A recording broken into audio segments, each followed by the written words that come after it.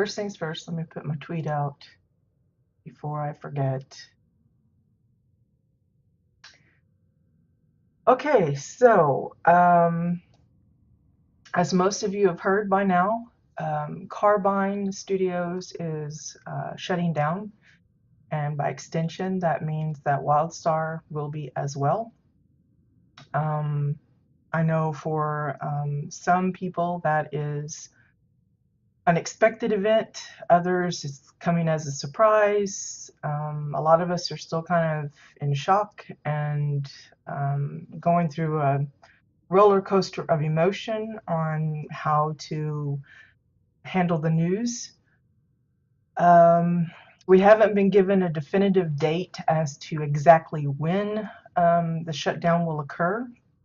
The best we've gotten so far is Sunshine has posted that in the coming weeks, we will be getting, I guess, a schedule of their, what she called a sunset event. I don't know if they're gonna like be doing it in stages or what, but I get the impression that they're giving the players that are still playing the game time to collect their memories, finish anything up they wanted to accomplish. Which I think is great in a way. I know it's kind of like bleeding out the heart there because it's like instead of ripping it off like a band-aid, we're just kind of stringing it along. But it is giving a lot of folks time to record videos and capture screenshots and just kind of, do their final guild raids and things like that. So in a way, I appreciate that they haven't actually just pulled the plug or the rug right out from underneath us and are giving us time to say our goodbyes. In light of that, I myself have gone through quite a bit of thinking as to how I wanted to wrap things up for my live stream, as it has been completely dedicated to WildStar housing. And with that going to be gone, that leaves me with the question of whether or not I'm just going to wrap things up soon, or if I'm going to kind of keep it out and going until the end. At this point in time, the plan is to keep it going. I know I'm not going to be able to reach every home that is still out there that deserves a look. And for that, I'm sorry, but we're going to try and at least reach a few more. I know there is still player housing competition that I think it was Megaline was hosting. I think their plan is to continue with that. Again, since we don't know any definitive dates for the shutdown, a lot of that is kind of just hanging on, kind of up in the air sort of, until we know for certain what the dates will be. But at this point in time, things are just going to go as they have been. I know there's already been a lot of folks, including those like Desmoose and Q Times and a few others, that have already posted their farewell videos and such. I have already been kind of writing up a statement for mine, but I'm not going to be filming it just yet. Because I'd like to continue this as long as we can. So yeah, maybe folks will decide to gather here during the live streams each week to kind of just reminisce. If that's what you want to do, fine. You're allowed to vent as well. Just kind of, keep it civil. That's all I ask. We're not really here to fuss about stuff. I know there's a lot of people that have some bad blood when it comes to the development team and Carbine Studios itself and NCSoft and all that. I just don't want to get into that. I want to go out on a positive note, so keep things civil, polite, and yeah, let's just record some more memories for those that I have live streamed before. Obviously, those plots will be forever reachable via YouTube. I know there's been some that think that these videos are just there on Twitch, and it's not the case. They are on YouTube as well. Um, uh, so at least maybe for those, it'll be a little piece of nostalgia that they can look back on when they feel like it, that kind of thing. As for what I plan to do after the closure, I really have no idea. There's not another game that I'm really inclined to stream, though I do play a few others. Um, I know there's a few other games that have housing systems, maybe not as robust as WildStar's, but you know, some of them are pretty close from what I understand. I'm hesitant to get into that though. I know there's been a few that have suggested Rift, for example. I just don't know if I can handle that because I think I will be constantly comparing or longing for what I'm familiar with as opposed to what I would have access to after the closure. So I don't know if I could give it the justice and the gusto, I guess is probably the best term, that it would deserve if I was to get into it.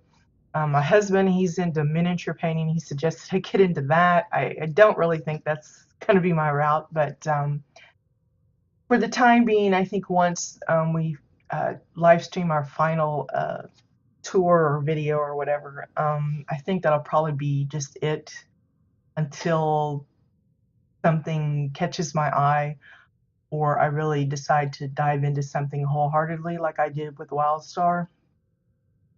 But I'm open to suggestions if there's desire for me to step into something that a lot of you would feel like you would be interested in that. Then I'm open to suggestions, but I'm not going to make any solid plans at the moment. Let's see, is there anything else? I'm sure there's some other stuff. I just can't really think of it right now.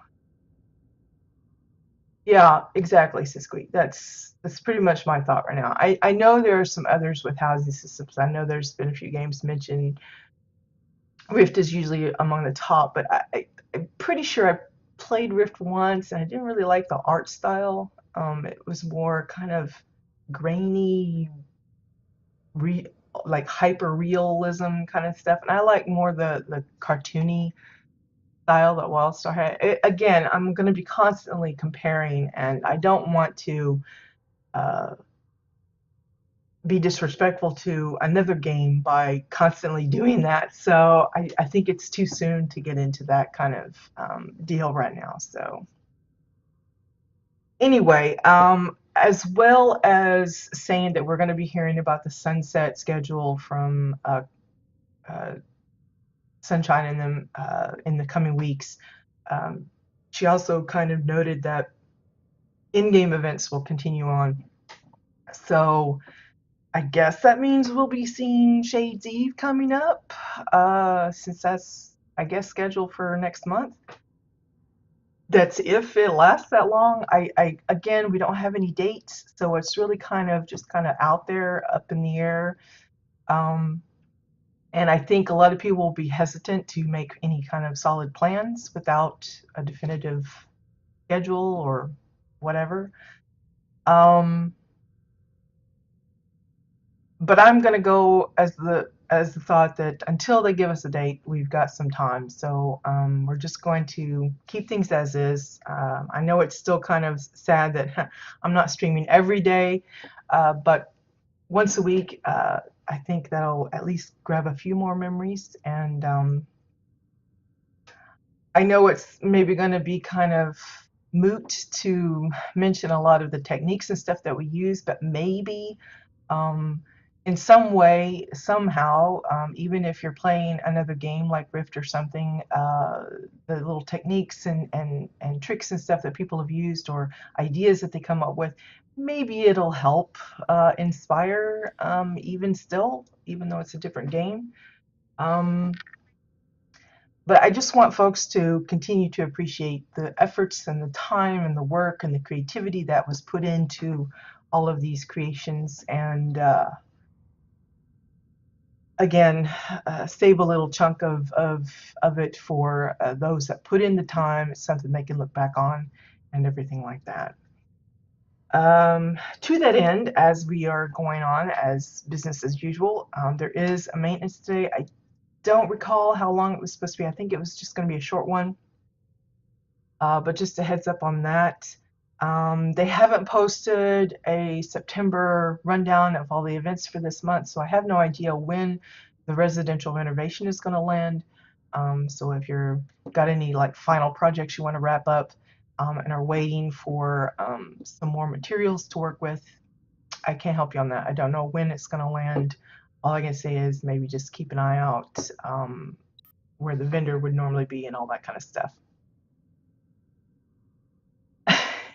Yeah, yes, there's like a lag. I forget how many seconds it is. So that's why oftentimes someone will post something in the chat and then I'm like responding and it's like a minute or so later they answer and it's kind of hard to do the back and forth. But that's the price of how this works. Anyway, so I said we were gonna probably get back into community tours. It wasn't the plan to do this as soon as we are now, but it's probably just as well that we are, because this may in fact be one of the last communities we take a good hard look at. I think I'm going to keep it to some individual plots from here on. So Siskiyou's going to have the honor of being one of the last, or maybe the last community plot that we visit. This is something Siskiou and I got together about and discussed prior to the news breaking about the shutdown. So I just want to mention that because I don't want someone thinking that, well, they're getting favored or something like that. I'm trying to keep it open as far as what places we visit and when. I don't want to show a lot of my stuff over. I think I don't have any like official tour videos of all of my places, but we've seen enough of them through some of my live building shots and stuff that I don't really feel like it's necessary. But it's okay if you want to throw out your name and your plot name and everything as suggestions for these last few tours that we will be squeezing in. Just don't feel heartbroken or angry if I cannot get to those, because it's going to be tough for me to pick out which ones we're going to finish off with. I'm going to try and keep an open mind though, and carefully weigh my options as far as which ones we'll be looking at. I do know that if Mayelin's competition that she was hosting follows through, we'll be at least having one part of our show dedicated to showing off the participants of that. I think they were building their version of I think it was a Macquarie style prefab home. Obviously it's not going to be prefab, but it's their idea of what it would look like if Carbine or whatever was going to make one, as they never did do that for Macquarie or the Mordesh. And unfortunately now we'll never see what that might have looked like. But anyway, so we'll have that at least, I think, if that follows through. It is possible that a lot of the builders will just become disheartened and not want to finish or participate because of the news and everything. I hope that's not the case. I hope there's still some that do put some effort in, make that one last little hurrah kind of thing. But yeah, so just a thought on that. I already kind of lost my thought.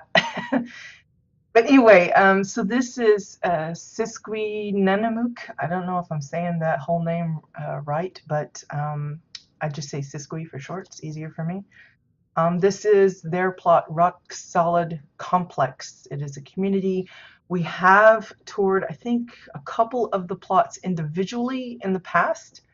And for a good part of it, it's basically the same as it was before, but there's been some renovation that's happened because when builders decided to move their plots onto a community, obviously the connector areas, the what I call the no man's land, between the plots, there was adjustments that needed to be made to get them to blend like they were supposed to. Now, Siskiyou in the beginning, before communities were a thing, they actually planned their plots with the thought in mind that they were technically connected, even though they weren't physically so. So it was a great thing when the communities became a thing, so that they could actually physically connect the plots that were supposed to be connected all along. But again, that came with its own set of issues as far as blending things between plots, making the entrances and exits line up where they're supposed to, and all of that kind of thing. So I'm sure it's been a trial for many a builder that took on the project of working a community together using existing plots. I think it would be easier for a builder to have started from scratch. Then they wouldn't have to worry about trying to, fix something. They could just plan it out accordingly. And again, my throat's already starting to get scratchy. I apologize if I start losing my voice here and there. This is one of the reasons why I've went down to once a week, because apparently I'm just not made for talking nonstop. Anyway, so we are on the rock solid complex. Siskiyou kind of tried to walk me through it over the weekend, and for the most part it was okay, but there's one part where we kind of got lost, and I'm probably going to get lost again. Hopefully not as bad as before, but I took some notes. I have chicken scratch for writing. I can't read everything properly, so I'm sure I'm going to get it wrong. And there's a lot of backstory and everything to this particular community, because Siskiyou is part of the roleplay community, so there's a lot of detail in the history behind each plot, what the uses are for. I will throw out some of the things, but I'm sure I will forget a lot of it. So I invite Siskiyou to add a comment on the video once it's uploaded to YouTube to kind of explain anything that I missed, or give a more thorough kind of backdrop to all of this, because I'm sure I'm not going to do it justice, but we're going to try. And hopefully I don't get too turned around in here, because I am like the world's worst at getting lost in kind of a maze-like system. And while I don't think that's necessarily the case here, it's very dark in some places, as you can tell from our little intro here. So I'm liable to fall where I'm not supposed to, and end up getting turned around. And so we'll just see how this goes. So we start off in the area where you would zone in for the community. Now you can go into these places via the individual plot, but if you come in, you want to go to Rock Solid Complex. Now there's a few that I think there's Rock Solid Foundation and Rock Solid Tavern or something. Those are the individual ones. So if you want to go to the community, it's Rock Solid Complex. Now this is on Jabbit-EU. Just FYI for those that didn't realize. And so yeah, we're just gonna take off. Again, it's really hard to see. I think most of the area is purple rock arches for a lot of the cavey bits.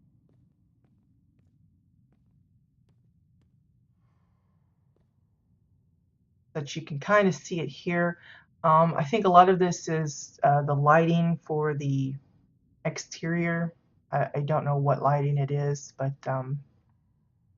I think this is one of the like pits or something inside the cave area. So you got a lot of glowy plants, the frost spores, cave moss, shrooms, cave shrooms. I don't know what they're called.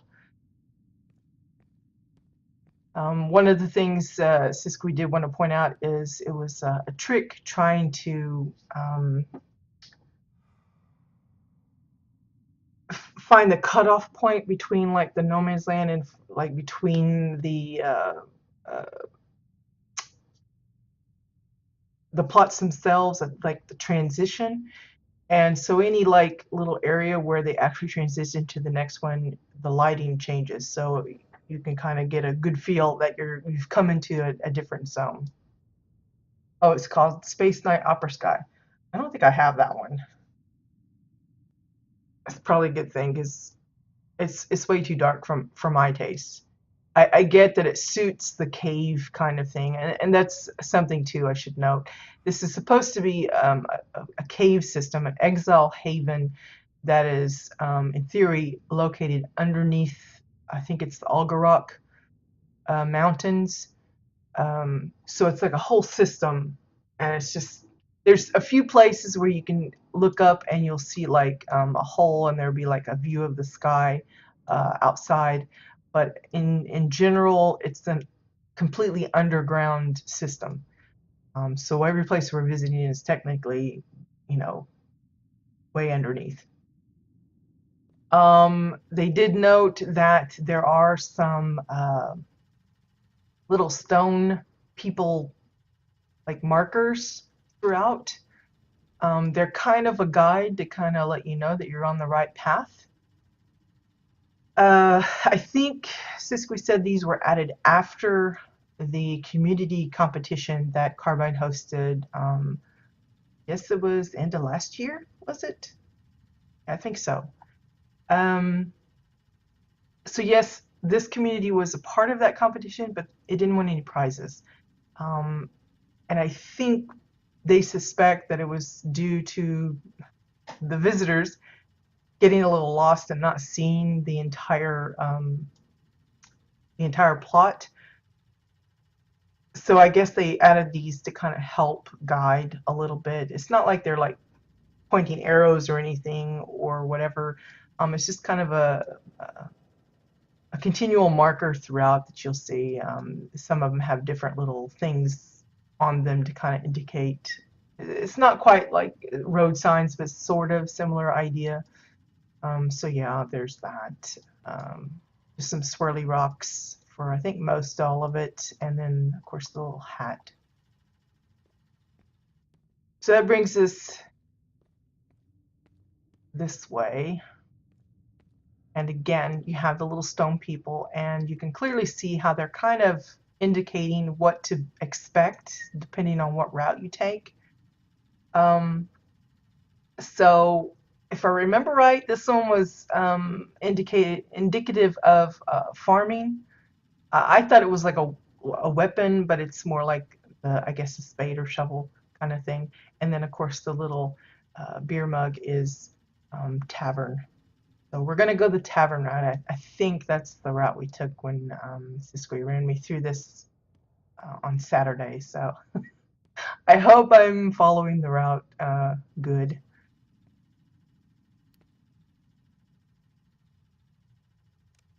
Awesome animation for this stone door. So do you see how the transition happened? We went from the no man's land to the first plot, which is, I think it's Celestine Starborn's plot called the Rock Solid Tavern. Now, from what I gathered, this whole system, all of these different areas, are run, housed, owned by these Starborn sisters. You'll learn more about them as we go through. Maybe not as much as if Siskwe was talking, but I will try and remember as much as I can. But Celestine is one of them.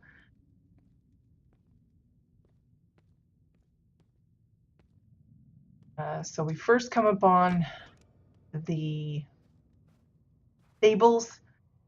Again, I think this is one of the plots we toured before.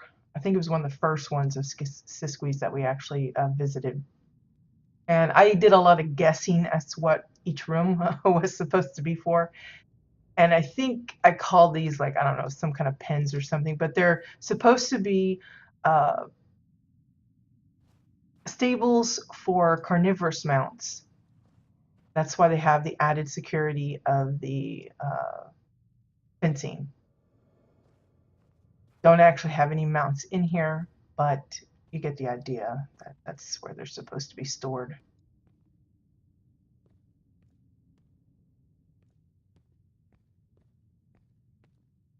Oops, I think I need to slow down a bit. Oh, no, those are in the right speed. It just felt faster than normal.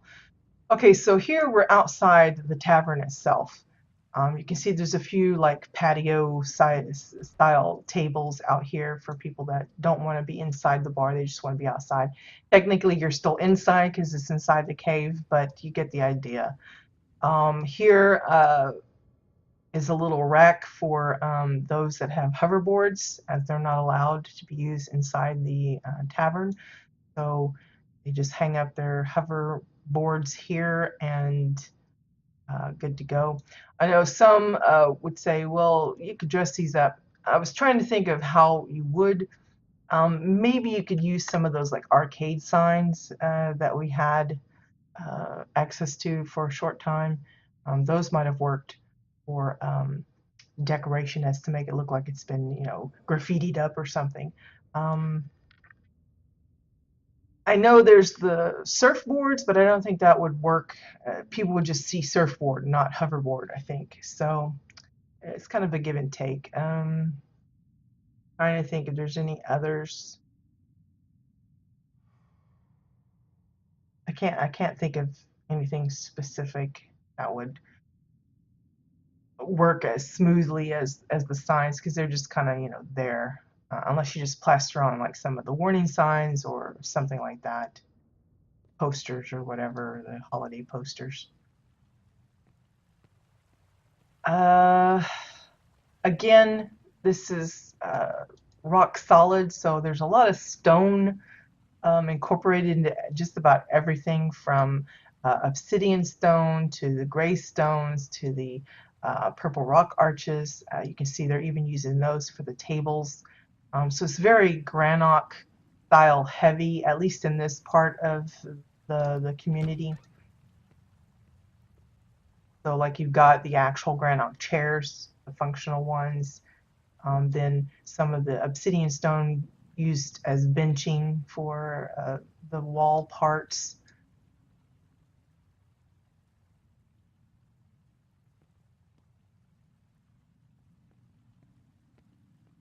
Other stones being used as little tables that people would stand around, grab a drink.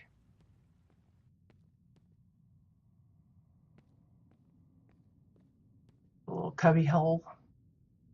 Some others. Again, it's mostly just obsidian stone. It's being used in different ways. You know, a lot of times when people build their like personal residences and stuff, they always carry on some sort of a theme. If it's Dominion style, you see a lot of that Cassian and Elden materials, because they have all that gold and the red and everything. And obviously with the Granok style, you're going to go with lots of rock. Here we have a nice little shelf. I think it's just a staircase landing with 2x4s being used for that. And like here, just some metal crates inserted to be like a little storage system. They got their little sword there in case there's a ruckus they need to break up.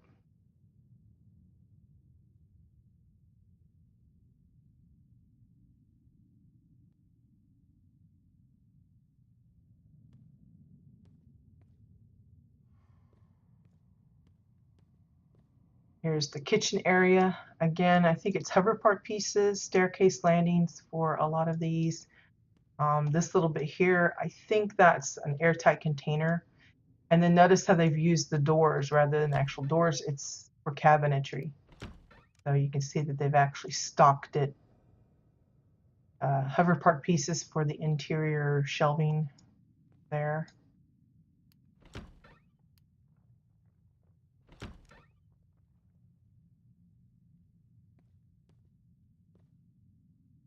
Got the sink. It looks like mop heads for the water here. I'm not sure on that, but that's what it kind of looks like just because of the texture of it. It could be bottles that they're using. We've got a couple of bluish green bottles that they could use.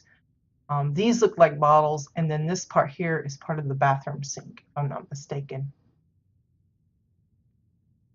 The drying rack is just some metal, like graded shelving, I think is the name.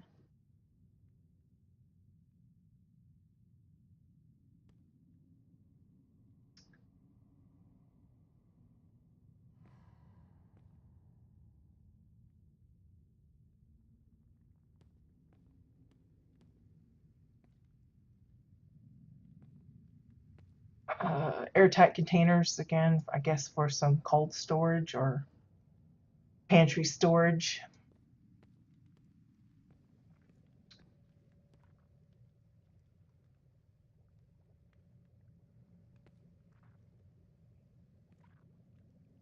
I'm not sure what this is supposed to be, maybe a toaster or something. It's that, I think it's either a body analyzer or body scanner, one of those two. A lot of places like to use it for like the decontamination unit. They'll put like a blue flare and have the smokiness with it. A lot of folks like the animated blue lines. A lot of people use that in like the bars and stuff because it looks all flashy. Vials and bottles for the sink. Okay. So it's kind of half right.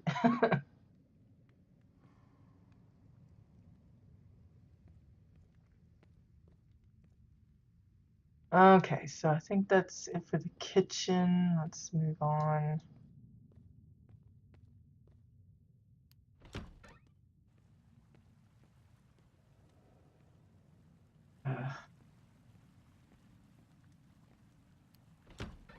This is the bathroom. You got the little bathroom sign. Again, we've seen many versions, interpretations of how the sign should, look.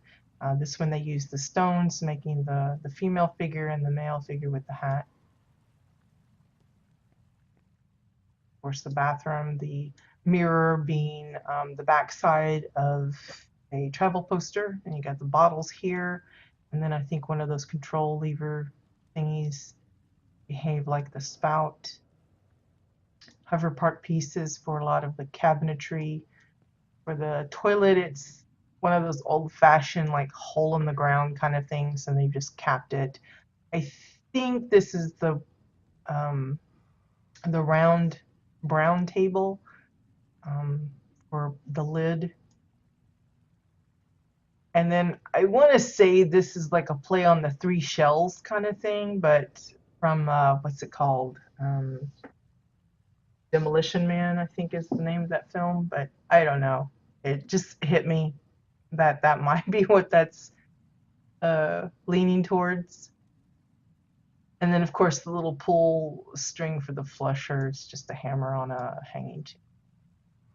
Oh, is that a feeding trough? Okay.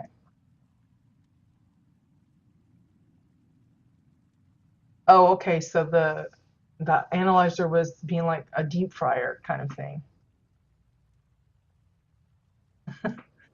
Yeah, I don't think they ever told exactly how they were being supposed to be used, but I'm sure there was a lot of speculation from fans of the film that kind of went through some ideas how to use the three seashells. So here, kind of like with the stone people bits, they've put up some signs. You see that the tavern is this way, and got the little, I guess it's bedrooms this way, and then recreation and food that way. So first we're going to visit the bedrooms. Here again is another bathroom. I guess this would be like the guest quarters kind of thing.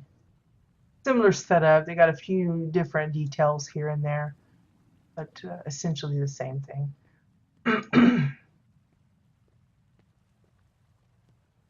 Nice little bit of greenery under the ground. Still got some things to grow. How? I'm not sure. There's not like any sunlight around here, but there you go. Is there? It wouldn't surprise me one bit. One bit.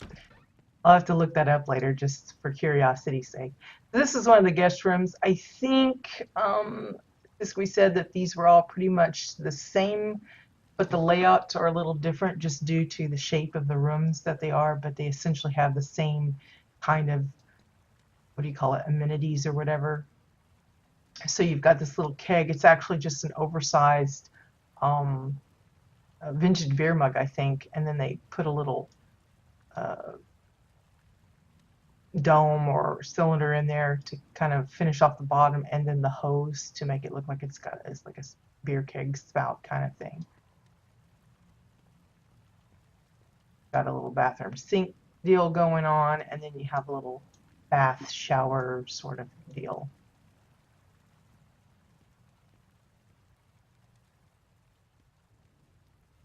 I like the added little details like the trays and everything that throw in.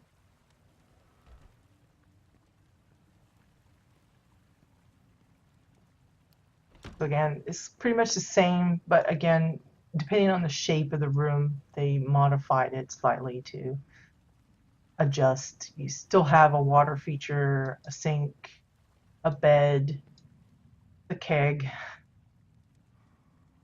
but it's just slightly organized differently just due to the layout of the room. Again, same thing, shower, sink, got the keg over there, and the bed.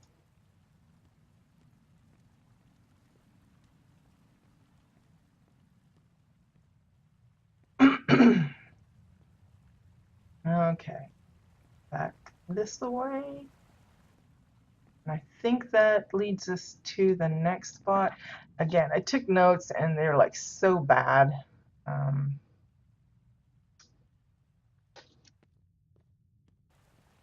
So again, it's showing you the notes here and there. You got the tavern this way and the recreation and snacks this way. This, I think, since we said, was a employees only kind of thing. It's the beer storage. So you've got like tons and tons of kegs. Again, I think it's just the oversized, uh, what did I call it? Vintage beer mug. There we go. Gosh.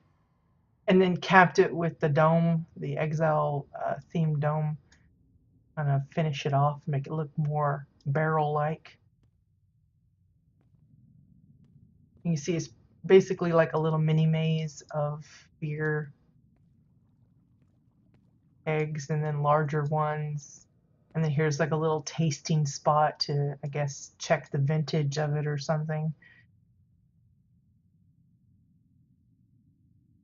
Again, this is the back side of, I think it's the, yeah, you can kind of see it, the tree portrait, I think. It's a big fave, or was a big fave for builders because of the wood texture, striations and everything was much more interesting than just say this plain wood all the time.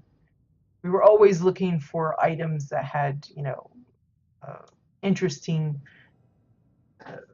textures and variations of color and such, like the back side of the uh, cellar entrance, those kind of black and white. It almost looked like a barcode kind of thing. It was so weirdly stretched and colored in comparison to the rest of the item, and that was a big fave for a lot of people that love the mixing and matching of that kind of thing. There is another little room inside this room that leads to the munitions storage. So you've got a lot of shelving. Basically, it's just pillars and hover park pieces for all the shelving. And again, kind of like a little mini maze of all the stuff. And it's just a place to put all of the weaponry.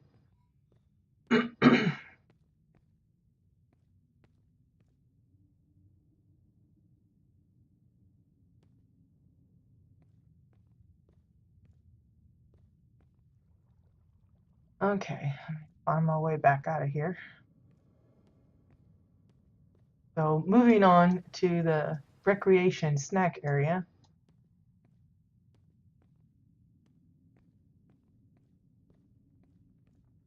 That brings us to the what I call the waterfall room, showing off those lovely cash shop version waterfalls with the amazing animation and little splashy effects.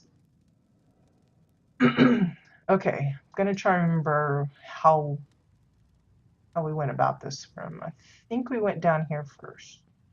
Let me just check that out. I'm sure I'm gonna get lost. Is it better to do the waterfall room first or move down? Let me see if I got a note how we went through there.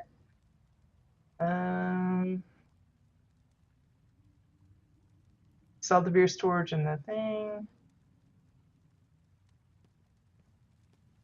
Okay, I think Siskwe mentioned that this is where the Noxian Rebels do their concerts kind of thing. I guess it was a Granok band of some sort where they'd have their barbecues and such.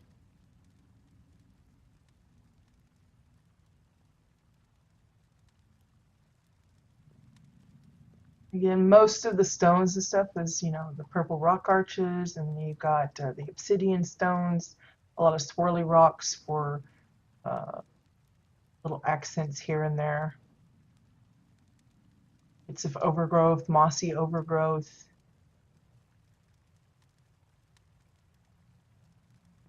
Got the little fire pit here. I like how there's like that little bit coming out and then it just goes straight into this little pit, whatever that is.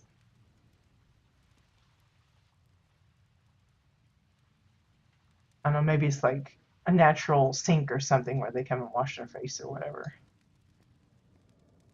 Notice this little like keg barrel is a combination of the two uh, feeding troughs, whereas this one is like I think it's the portable holograph, small one, with the dome and then the snowy clump to make it look like it's a little hovering refrigerator kind of thing for the beer. And then, of course, the stage itself, I think, is a combo of marauder signs, obsidian stone, the speakers, Falcon fire pits, the rugs. I think the next place we went was the sauna, which is down here, I think. Yeah, you've got like a clothes rack for hats and robes and stuff, and then I'm in here and I believe this is the sauna. The way I think it was explained was the water from the falls and stuff are like cold, and if you want to warm up, you come in here and be reacclimated to the sweatiness or something. I don't know how to describe that. But again, obsidian stone for some of the mats. It's the tribal mats that you can get from the Far Trader Fab Kit, both rolled and flat. But then this one here is actually one of the mattresses, and it's just sunk down, so it looks like a really thin little mat itself. For the water here, I think that's one of the upside down frost spores. And then, of course, the dome, some kind of fire. It might be the campfire underneath, but they've just capped it with thing and then circled it with stones to make it like something for a sauna.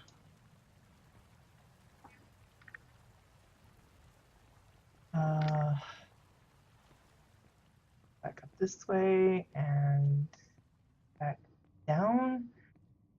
And that brings us to the Starborn sister's house, I believe. And the staircase here is, again, the purple rock arches. Then you've got, I think the window feature is basically one of those protostar lights or windows. And then for the door, it's a swirly stone, one of the flat version ones, and then they've got a vintage beer mug for the handle here for the door.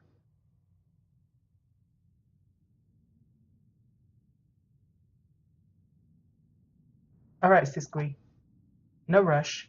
I think I can handle it, sort of.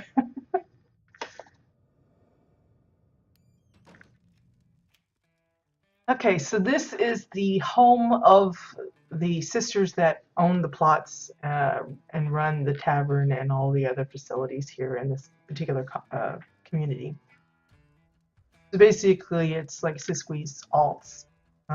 We're on Celestine Starborn's plot, but all the other plots there in the RP world, they're all related. So let's see if I get this right. Again, most of this interior is purple rock arches. You see there's some like hover part pieces thrown in to kind of block in some of the places that, like where the gap is, and they've got swirly stones stuck in some of the holes to kind of block it in, make it more solid walls and that kind of thing. Here's the bathroom. Again, similar kind of concept, just done a little bit differently. Instead of all wood, it's just the feeding trough lid and then the obsidian stone for all of that. The bathroom sinks, the mirrors, I think, is maintenance platform, and then they've just added on a few layers of unframed glass to make the mirror effect.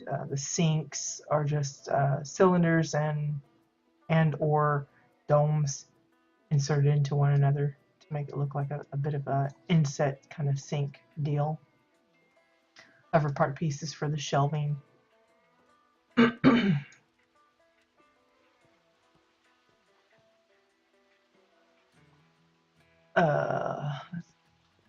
we go. This way first. Again, Siskwe walked me through this step by step, and I tried making notes, but half of them I can't read, so apologies if I'm going this out of order. But here's the kitchen. It almost kind of looks like it could be like a public place, but I assume that the idea is that the family's kind of a big one. So they've got plenty of space for those to have like a little breakfast nook here. Notice again, it's purple rock arches. Even the benches, it's just the purple rock arch turned upside down to make this like little weird seating arrangement. But then there's accents of the granite pillars, the rope on it. Here you've got a whole little station area for like baking. There's like a tray and like a pile of flour maybe. It's just some like a snow clump that's been recolored. You've got the stovetop here, which I'm not really sure what all of this is. I think that might be the backside of the maintenance platform or graded floor panel. It seems really shiny as opposed to how dark it usually looks, but it just might be the lighting that's in here that's making it look a little bit different. But then here I think those are domes or cylinders that are kind of inlaid to make it look like the burners. And then of course the cabinetry itself is mostly obsidian stone. You see how that's pretty much played throughout this whole bit. Purple rock arches for most of this, and then hover part pieces on top, just to kind of accent it. Same way with the benches, obsidian stone with pillows topped off. For the foods here, most notably is the cheesecake kind of thing. I don't know if that's really what it's supposed to be, but you can see how they've taken a wedge out to make it look like it's been sliced. But basically the whole thing is just a bunch of wedges stuck together. It's not easy to do because that particular item is very wonky in its shape, yeah. Then you've got part of a airtight container to behave like maybe it's an oven, maybe it's a dishwasher, maybe it's just controls for this. I have no idea. In here, you can see it's supposed to be kind of like a refrigerator sort of thing, where I guess you would like swing open the door and then you've got this whole frozen place. They're kind of giving you that clue with the frozen water here. But most of it is cylinders, a curved glass. There's a dome for the handle. Hover part pieces for this little shelving here, and then of course a pillar right through the middle for the little cake or whatever this is. It's the snow blocks, the curved ones. I don't remember the names specifically. And I think this, the Space Suite, but upside down, so you just see the bluey part. There's a Space Suite cake or something like that. This here is actually, I think, one of those big tall towers. I don't know what the purpose of it is, other than maybe some extra shelving. Of course, here we have the bars, just kind of inset.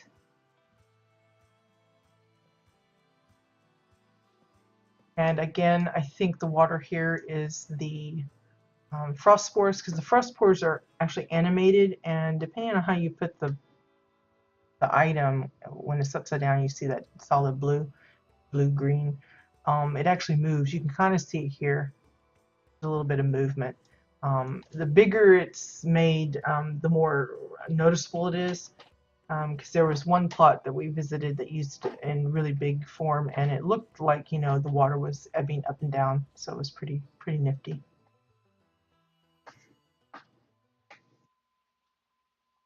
Oh, is that what? Hey Bones, good morning, and TW. I didn't say good morning. I'm neglecting my duties as a host. But like, I like this little divider here. It's kind of cozy with not only the lighting. I've always loved the coloring of the Protostar windows, but also just the added like little vines and stuff. Kind of like they just pluck off the herbs and fruits and stuff that they need and go cook a meal.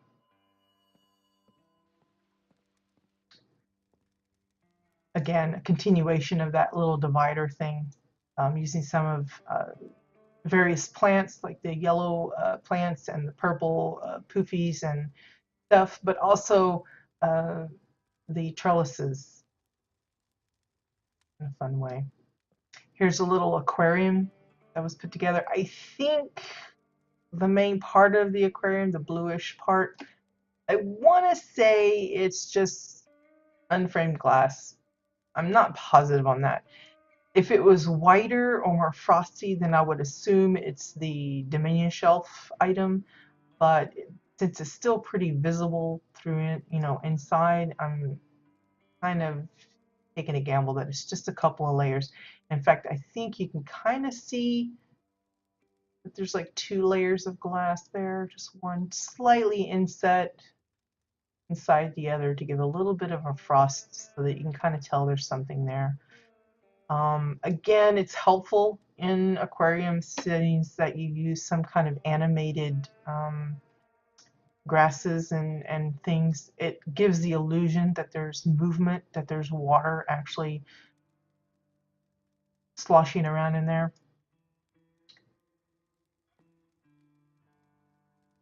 And then they gave the, you know, the traditional little caves with the little mini chests and stuff.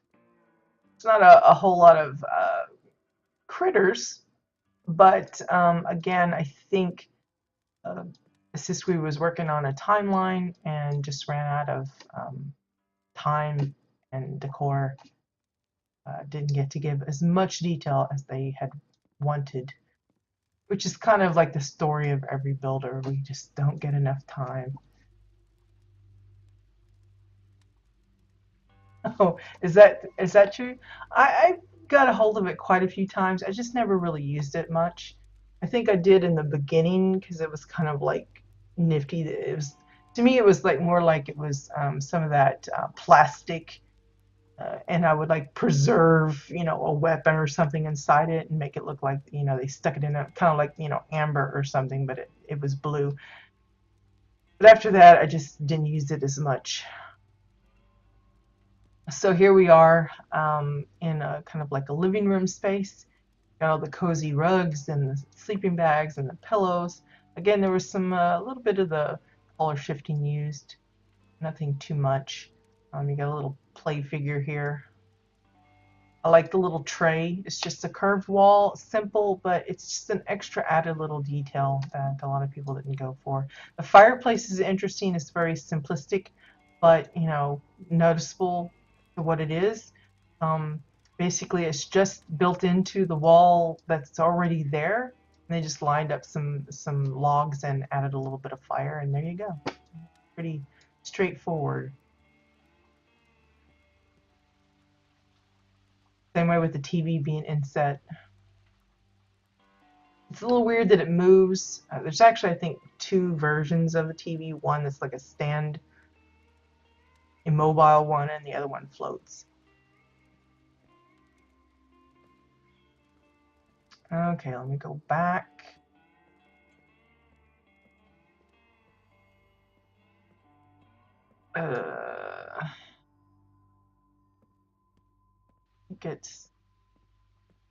I'm gonna get lost in the house. That's gonna be sad. Let's see, this way I think. Okay, I guess this was just a little pantry kind of thing.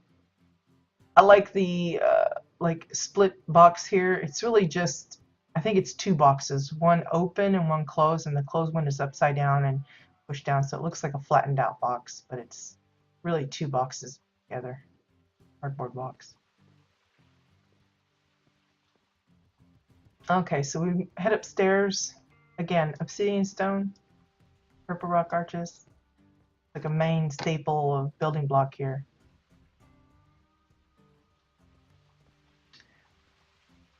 Okay, I forget who supposedly built this. I want to say it was WildStar, but I'm probably wrong.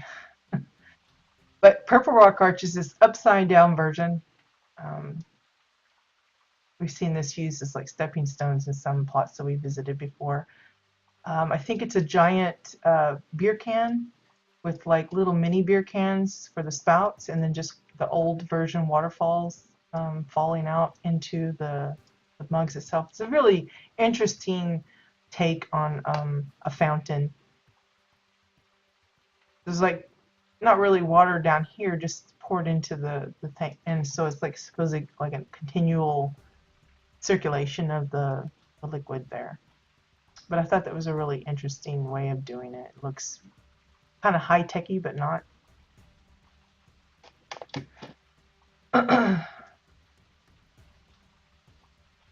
Celestine is the stonemason. Okay.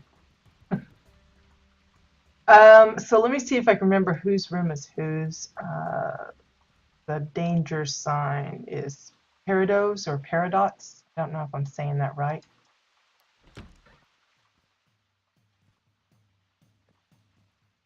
think they're into weaponry or something. Just going by what I see in the room. There's like a boxing bag. I like the little like winch thing that's set up here so they can like change the elevation. And that's using one of those Draken shields, which I call a pillow because it looks fluffy to me. And then the hanging chains, cleverly placed so that it looks like it's a continual chain when it really isn't.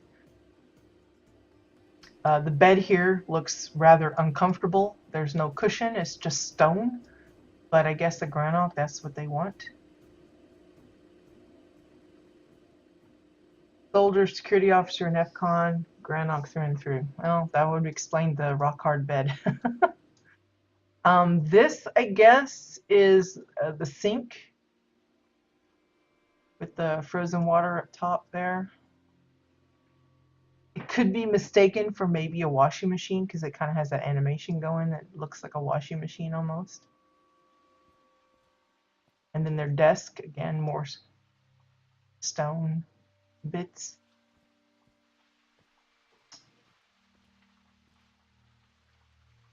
Cute little stone figurine here. Again, it's all swirly stones for all these little bits here. Look a little like a chubby baby. This is Celestine's room, I believe. Again, they each have their own personality depending on the backstory for the characters. This little couch kind of thing is snow blocks, hover park pieces. Interesting design. See someone really going hog wild with that. I like how they gave the sword thing here, I forget what it's called, it was like a weird name, its own little base, just recoloring some stones to make it match the color there. And then the bed is again snow blocks with a sleeping bag and then recolored pillows. Kind of blend them in.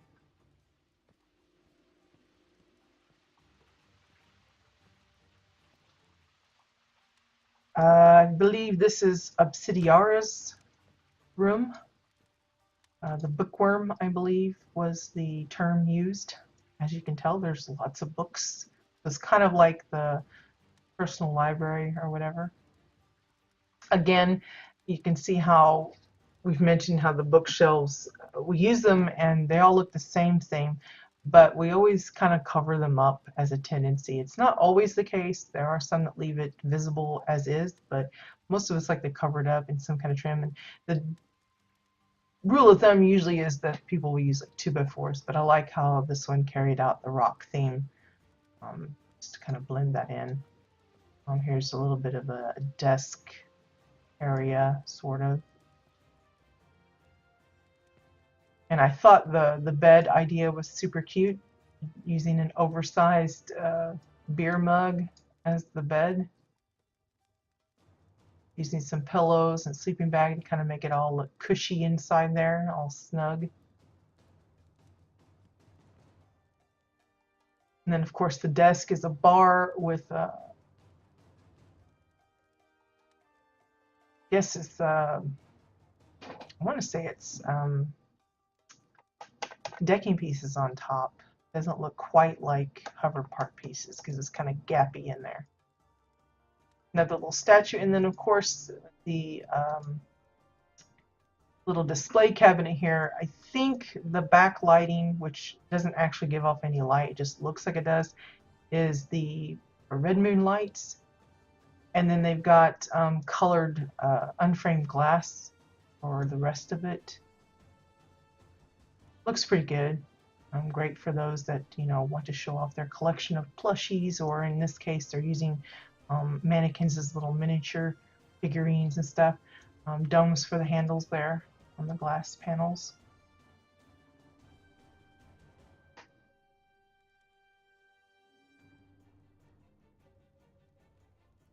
Obsidiara is the brewmaster bookworm that's socially awkward, and she collects miniatures. Apparently that's Siski's main character.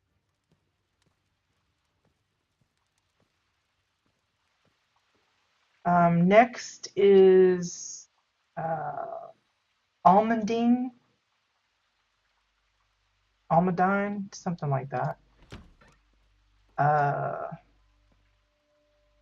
They all have their like nicknames too. Paradox is Riot, Celestine's is Celeste, Obsidiara's is Obsi, and Almandine's is Alma, apparently.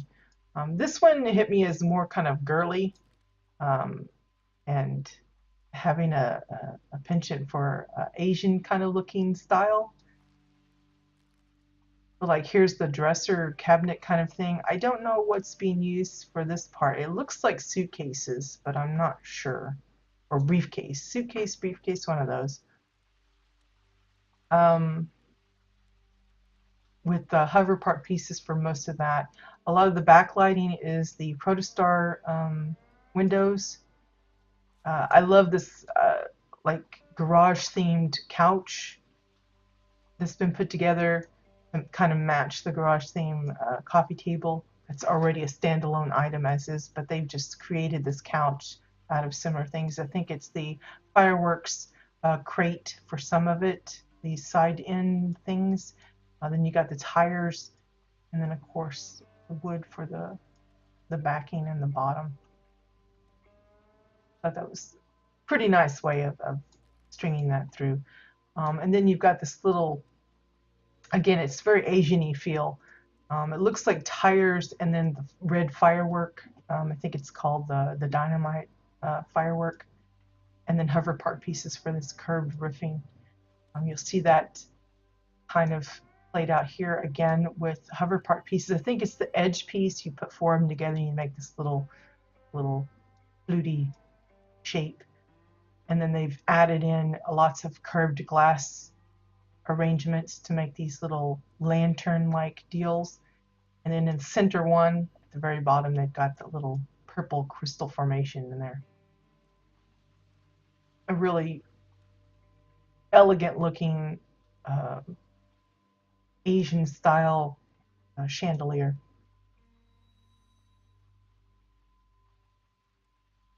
Apparently Almadine is the teenager of the family. The bed, again, got that Asian-y feel to me with the red lanterns and everything. The blanket or comforter or cover, whatever you want to call it, is actually an exile wall. They probably just hid the edging underneath the pillows there.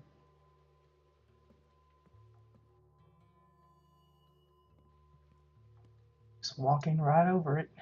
You got this little vanity table, again mimicking the rest with the red fireworks and the hover part pieces. You got the matching windows for the lighting. For the mirror, I think it's a pair of Google portraits. I think one is the back side of one, and then the other one is the front version to give it just a little offset, and then recolored, of course, because I think it's typically yellowish orange in color. Fireworks crate for the little bench. Here, I guess it's like a little reading nook or something. I believe this part here is tires, just multiple tires set inside each other to give that swirly look. And then I love how the floor is done, just that raised bit. Just a little different feature design. Almost look like there's like a bit of water or something in the room. Or maybe like if they put some stones or something, it would look like a little rock garden kind of thing going on. That would suit that kind of theme, the Asian thing. All right, Bones, have fun with the laundry.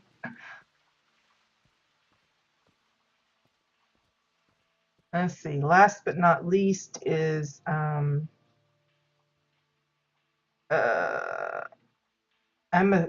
amethystras. I'm sure I'm saying these names wrong. AKA Thissy. Apparently they're really into flowers. Now, there is a fence here, and you can open it, but you can't walk through it. Again, we had discussions about this particular item. It's from the Spring Decor Pack. It has these vines, and apparently whoever created the item neglected to take into account that if you have the item at a reasonable size in comparison to your character size, the collision created by the vine hanging really close in together here narrows the space to the point where you can't actually pass through. The only way you can do it is if you oversize it really huge and it just looks out of place. So you do have to kind of just jump over the fencing here to get into the room itself, which is kind of a downer, but that's just the price of having an item that's not properly sorted for actually being used as a gate like it should be. So Thissy is apparently the mom of the family. Helps keep all the young ones in check and everything. So it's very motherly looks like, you know, kind of like, I don't want to say a grandma kind of room, but it reminds me sort of, because there's so much like um, detail in the walls even, and how everything's put together. But I like the trim here that kind of matches the little gate with the vines and the white picket fencing. I think this bar here, I suspect, is part of the edge of just the 2x4 that may or may not have been recolored. Then you have the Hugel portraits that have been inlaid.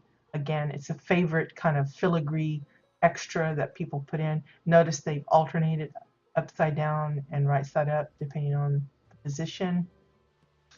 The seating is snow blocks with exile walls inset as the cushion for it. Again, it was always fun to see furniture and building structures and just the different combinations of, you know, using the same exact items and getting multiple varied results depending on the builder and how they viewed how the pieces would go together. It's kind of like working with Legos. You know, you toss a pile of Legos to kids and they'll come up with, you know, almost an unlimited version of things, just depending on how you arrange the pieces. Again, it's one of the things I've loved about WildStar housing, and just the openness to the creativity of the builder. They, you know, they provided standalone items for those that either didn't have the time or the gumption to create their own things and still be able to have like a functioning house setup. But they left it open-ended so that if you had the time and wanted to play around with the items, that you could create just about anything your imagination could come up with. So, the table, of course, is a snow block with layered glass on top. This one, they chose a pinky tint, so it better matches the decor of the room. The little sparkles are actually coming from the rainbows. I forget what those come from. It was either like Easter or the spring decor packs or something. Just like here, they've made like a trio kind of, I don't know what you call those things. I'm sure it has a specific name, excuse me. But it's basically the tree portrait, because you get that weird little bubble glass. It actually has like a layer of weird glass on top of it to make this little T sitting spot. And then the floor is just granite pillars.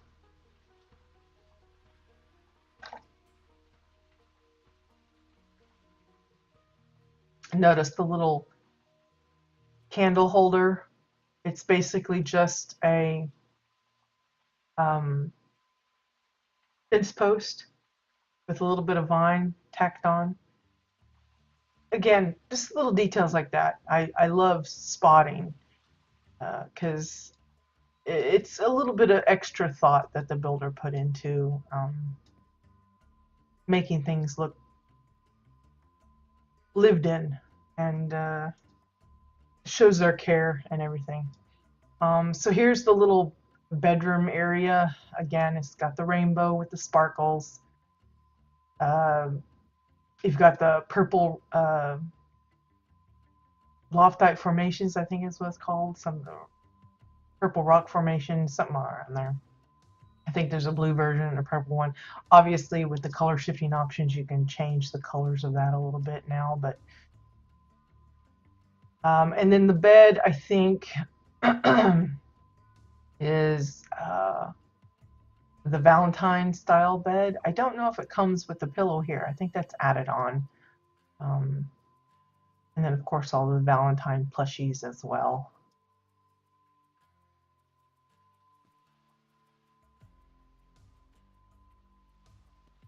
Let's see. Anything else I need to mention? Looks like a little pet dish and stuff there. Oops, gotta jump out. Okay, so I think that's it for the house.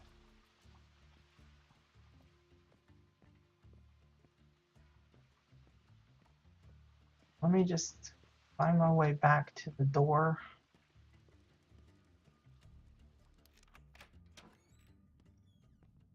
Wow, stuck. There we go. Okay, so now we're going back up to the waterfall room. And from what I can recall, there's two places we can visit up here. Let's see. This one just leads to a little pool up here, from what I recall. Again, new waterfalls. It comes with all this awesome animation.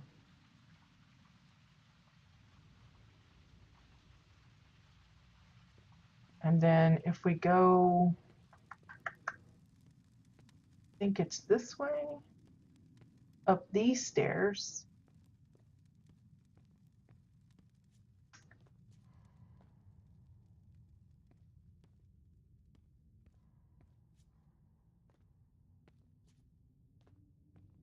A lot of rock stairs. A lot of stone. I imagine the count's pretty crazy. Then you get to the little picnic area here.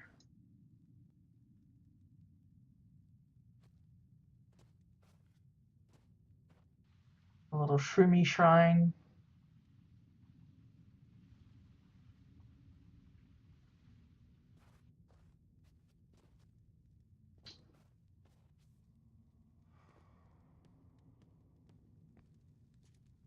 And then if we go along this part, I'm just going to fall right off, I'm sure. Just waiting for it to happen. Get a pretty good view of, again, the interior of the cave, the waterfall system down below.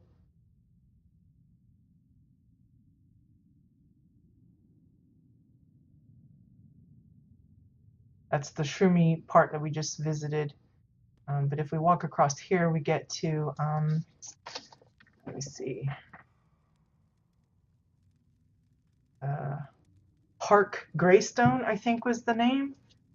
I took it as like he's an elder or something, and this is where he camps out, or I don't know, maybe you come and chat with him and get some of his wisdom or something. You can actually walk along here and get around some of the other parts up here and get a better view of some of the waterfall area, you know, where the stairs are and everything.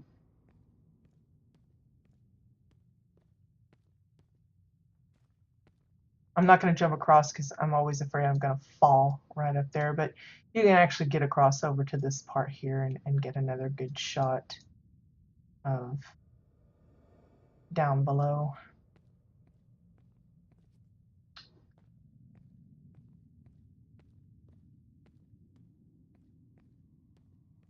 But again, amazing, basically the same pieces, purple rock arches, obsidian stone, a little bit of swirly rocks, and that's what you're getting, all this multi-textured, multicolored feature, and it looks natural. It looks like it came this way, which is crazy for me, but there you go. Come on, open sesame.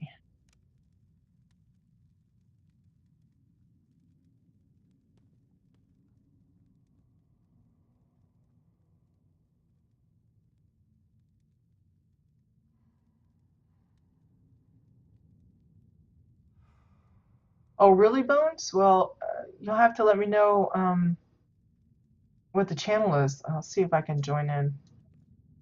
I can't make any promises, but I'll certainly try. Yeah, in the beginning, I used to just record videos and post them up like with some like random music or something. I think when I tried to do it with YouTube, it was like they give you a listing of like music that's not like copyrighted or anywhere. It was like free use kind of stuff. So my like very first housing videos were like some of my plots on beta, I think, and they were like to weird tunes and stuff, or I just played the music in game. So it was like really quiet. There's no talking whatsoever. And while that was okay, I felt like I was missing it, and that's why once I took to live streaming, I just kind of just let myself ramble and figured it was more helpful, or hopefully more helpful to those that were interested in building similar stuffs, that they would find it useful to hear, okay, what items did we actually use, and you know, again, that kind of also stemmed into the live building where I actually showed how I put together some of the things that I put together, um, and give them a clue as to like the thought processes and stuff. But in the beginning, it wasn't that way. Okay, I'm not sure where I'm at now. Where am I? Let's see. Okay. There's the bottomless pit here. I will try to get to the edge without falling in, but you can see it's swirly stones of varying shape, and I don't know what's being used for the pit itself, but it's pretty pitty. That's all I can say. I think this is the route we took. If I'm on the right path, it should take us to the mechanic garage area. Fingers crossed.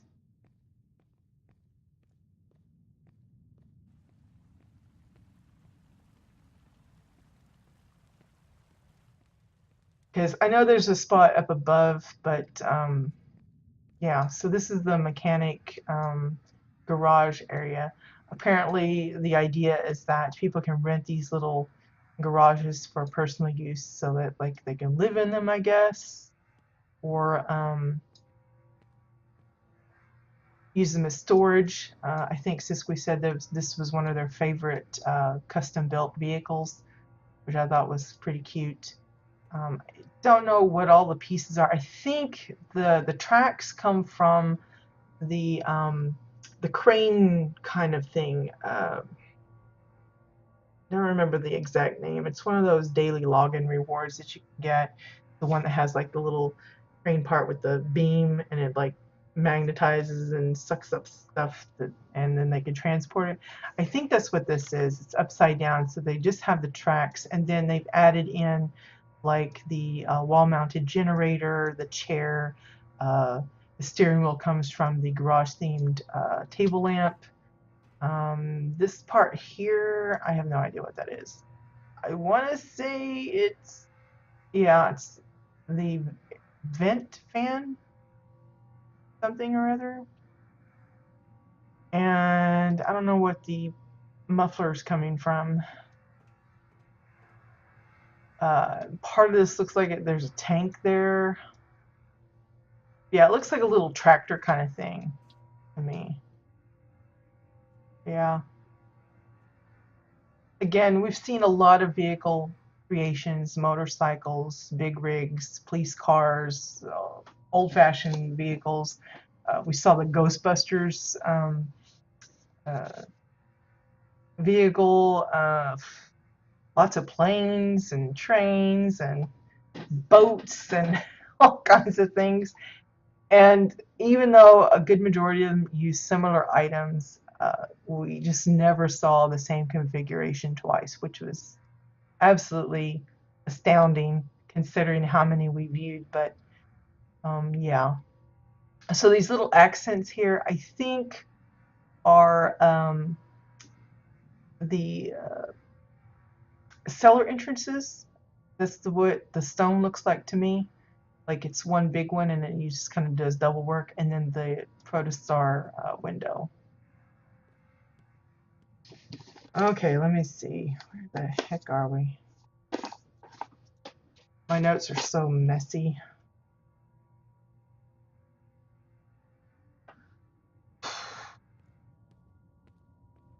As you can see, this one's just using it for storage. So it's not like it's all little like, mini apartments or anything. The little bits here, those are the detonators. The one that also has like the little antenna with the blinky light, but they just pushed it in so it looks like a little button.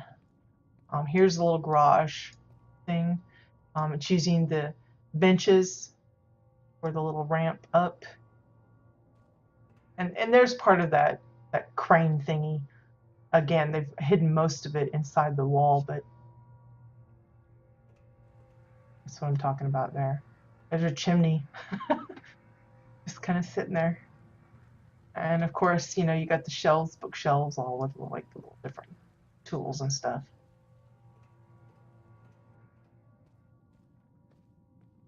Okay, what's the next? Is this the next pot? For those that don't know, that's a Siskwe there. I think kind of lead me on to the next part. So again, you can see the transition of lighting from the Rock Solid Tavern into the No Man's Land as we make our way to the next plot.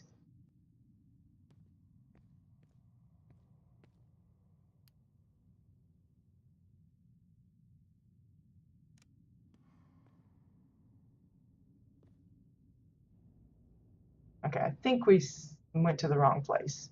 Is this the next spot we go to?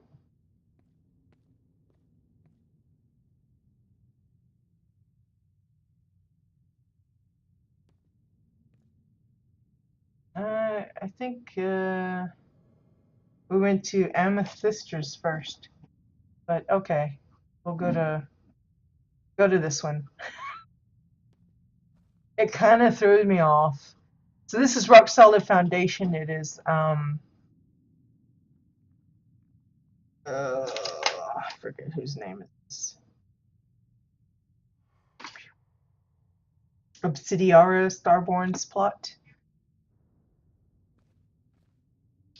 You see there's a lot of the exonite, which is kind of blinding if it's used in great amounts, but it works nicely for accents here.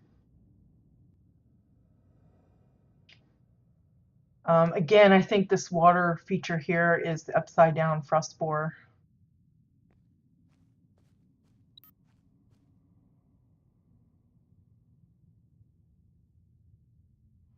Okay, well, I wrote them down in a different order, so it kind of threw me off. Okay, so if I remember right, this is one of the plots we also toured already in the past. I think this is where all of the living areas are for the different races. I think there's a human district, there's a Mordesh area, there's a Granok area, there's an Oran area. I think this is the plot that I get turned around in because there's so many different spots. So yeah, forgive if we kind of go in circles a few times because I'm sure that's what's going to happen. But again, the majority of the cavey parts is the purple rock arches. We're probably going to see a lot more of the exonite accents. Yeah, so let's just go on. I think Siskwe's going to help me out by kind of like pointing me in the right direction. So here we have, again, there's been several of the fab kits parked in here, like these hot springs here.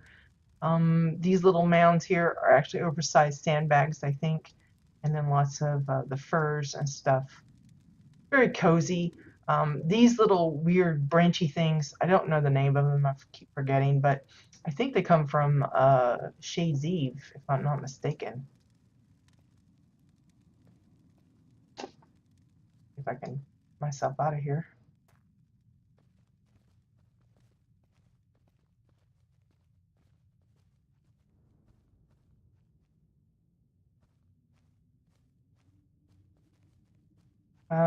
This is, I believe it's the children's, where all the youth go, and the med bay and stuff, if I remember rightly.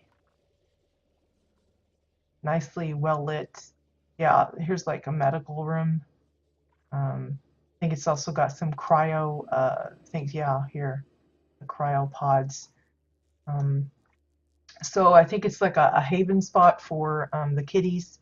I don't know if it's the kitties that have been like orphaned or if it's just where all the youth hang out while the others are working or whatever in this community. But there you go. So they've got some exercise areas, some examination rooms, med tables, and then the cryo bits. Over here is the bathrooms and the showers. Again, using that thing that was being used as a deep fryer, they're using that as a shower room here.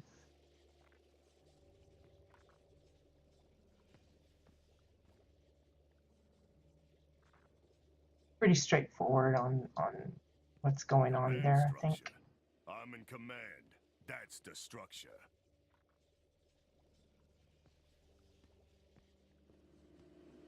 And then we come to the little game room area.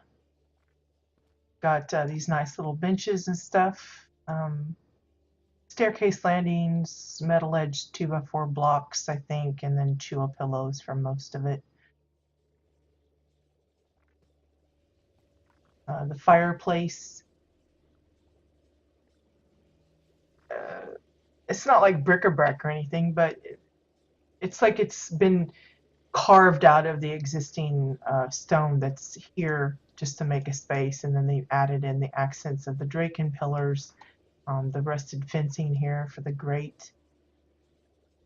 And then of course we have the pool table. Again, we've seen many versions of this particular item kind of thing.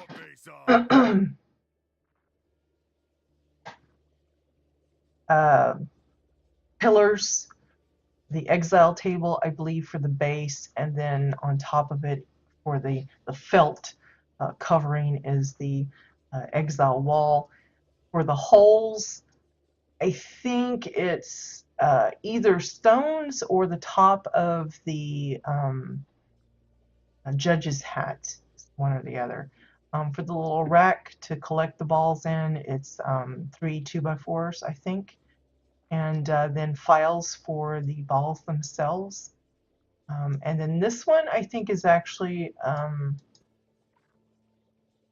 don't know what that is. It's not a sporty sphere. It's not a, I don't know, a rock or something, maybe? I have no clue. I like this little entertainment system setup or shelving that they've got. It's a combination of many items. There's the benches. There's it looks like part of the what do you call it? The trophy cabinet, I think, maybe part of this. There's metal crates. There's 2x4s. Lots of 2x4s for the little wine bottle. I guess it wouldn't be wine bottle, maybe cola bottles or, soft drinks for the kiddies. I guess it would be bad to have wine in the kids' room. But for drink rack or something. And then books scattered about for the kiddies, I guess. Over here You want to live forever? is, I think it looks kind of creepy with the spiky coffin here, but I think it's supposed to be for maybe a relaxation or resting of some sort. With the floating candles, it's also kind of weird, but there you go. And then here is like a little workstation.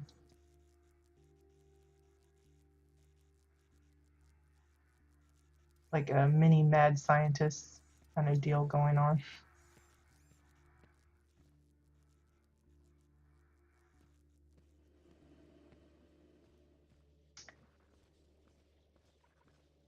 The House of the Youth upstairs. I don't know, kind of like a, not a YMCA, but like a, and I don't think it's an orphanage either. Again, I don't think it's specifically orphans necessarily. I think it's just a place where they can collect and find comfort and Time to get your companionship war with face fellow on. kitties.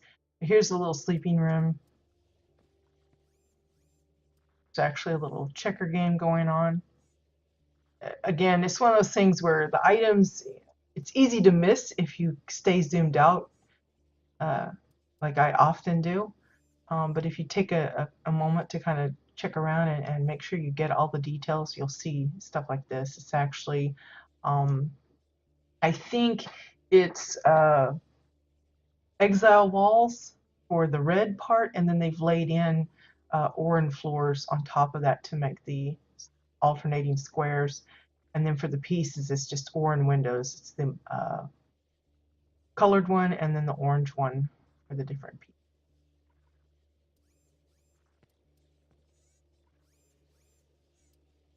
And then, of course, using one of the Ichthian tanks for a little aquarium setup.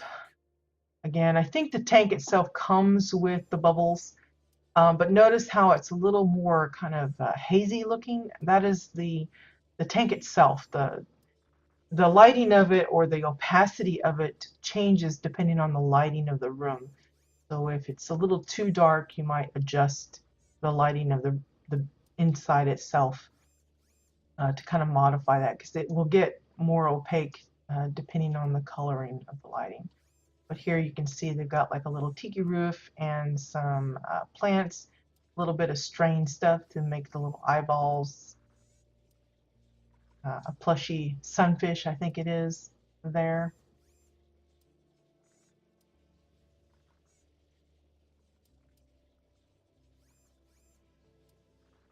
So yeah, not for orphans, just for like teenagers to keep off the streets. Like a youth house, I guess. That's best. I don't know. Youth club, yeah, that'd be the good way to say it.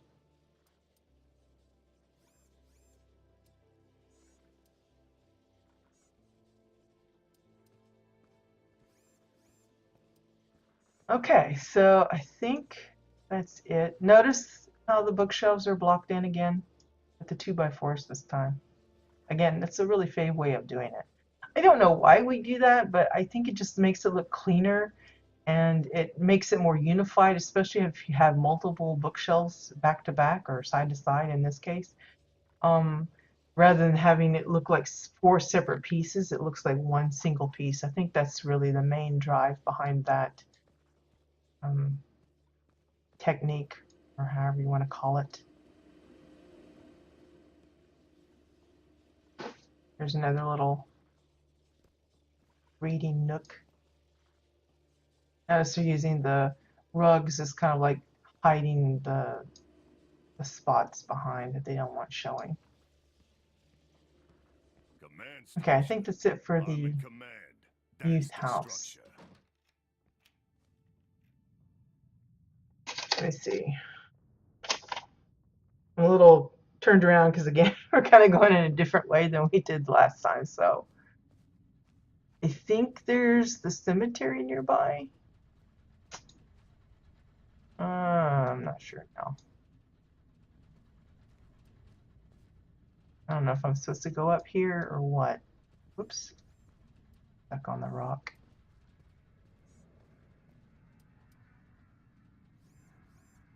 I guess this is the caretaker of the house where he does his repairs and stuff. So squeeze on the job. Show me which way to go. Because I certainly will not know. I'm so lost in here. It's probably my least favorite part. It's got some great details, but I get so confused around this area. Yeah, again, another fab kit.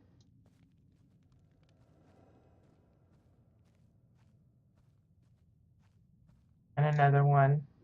But blended in nicely. Again, there's a little mini statue. Just to let you know, yeah, you're in the right place. Yeah, here's the